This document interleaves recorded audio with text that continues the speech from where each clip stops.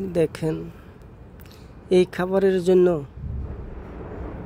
দেশটা ছাইরা প্রবাস হয়ে গেলাম। 2017 সালে দেশ ছাড়ছি সৌদি আরব আইসা। সৌদি আরব যখন আসি তখন পেটে এরকম ক্ষুধাই ছিল, নিজে খাওয়ার জন্য, ছেলে মেয়ে বউ বাচ্চাদেরকে খাওয়ানোর জন্য,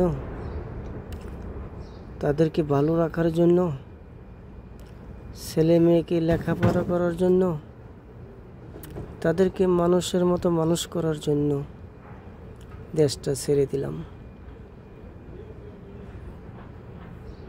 চেষ্টা করি টাকা পয়সা ইনকাম করে ছেলে মেয়েদেরকে মানুষের মতো মানুষ করে দেশে ফিরে যাওয়া যায় কিনা।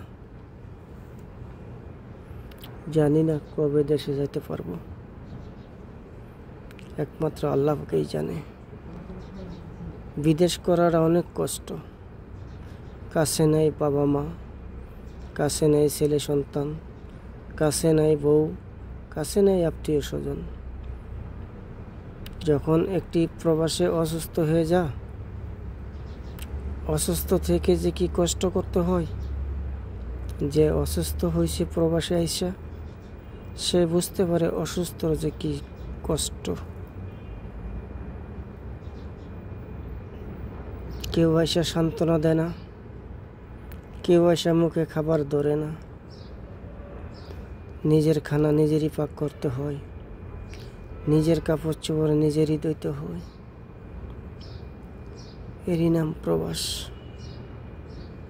এই প্রবাসে আইসা কত আপনজনকে হারাইছি, কত লোক মারা গেছে, তাদেরকে মাটি পর্যন্ত দিতে পারি নাই, তাদের চেহারা পরিমাণ দেখতে পারি নাই।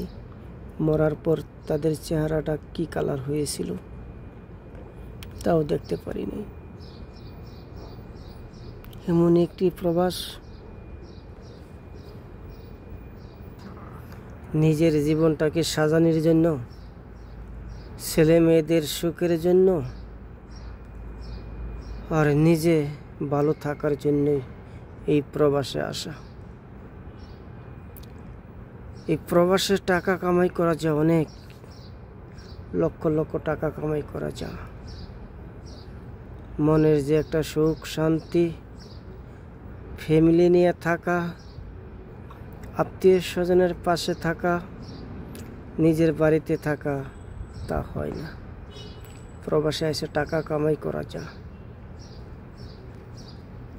ঠিক মোমবাতি যেমন নিজেকে পুরোপুরি শেষ করে দেয়, ঠিক একটি প্রবাসী তার জীবনটা পুরোপুরি মোমবাতির মতো শেষ করে দেয়। তারপরও ফ্যামিলিকে সুখী করতে পারে না।